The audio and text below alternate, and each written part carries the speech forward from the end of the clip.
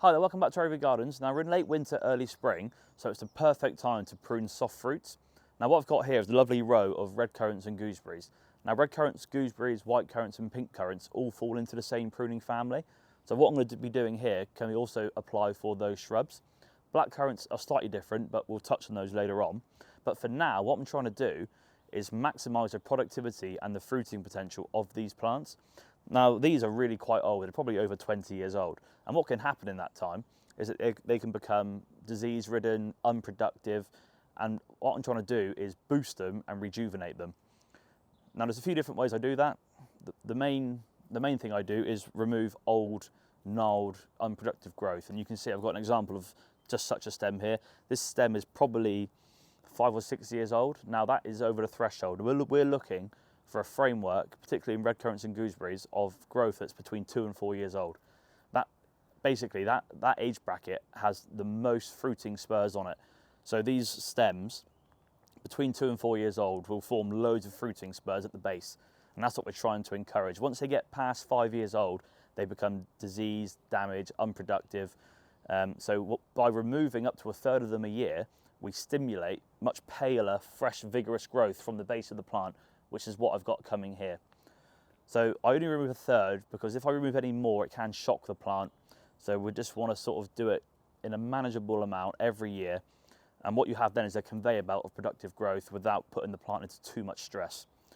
So once I've removed those older, unproductive stems, I'm then at the tip of the remaining growth is just shorten the side shoots from last year by about a third.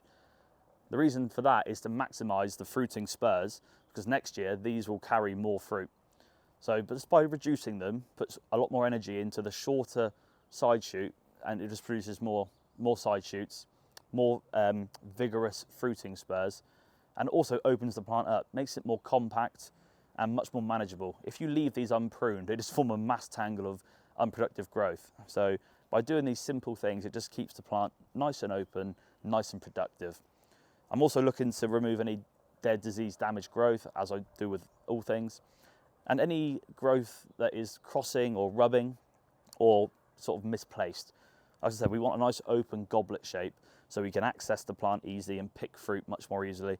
This is more prevalent for gooseberries as they're really prickly, so we don't want to be ripping our hands to shreds when we pick gooseberries. So by having that nice open goblet, lots of airflow, easy accessibility. Now, with these red currants, as I said, these are really quite old, so most people won't have red currants that are in need of this much drastic pruning. So every winter, just cast your eye over it. And if you do see this unproductive older wood, just prune 1 or 2 of them out a year and look for that vigorous, paler, more productive wood. Now, with black currants, slightly different. The pruning time is the same, so when it's dormant in the winter, but black currants don't form the fruiting spurs on older wood. Black currants produce fruit on new wood. So what you want with a black currant is a nice, same open goblet shape, but of growth between 2 and 4 years old. And we're not looking to prune the side shoots. We're just looking for nice vigorous canes in an open goblet shape, and the fruit will form on those younger growth canes.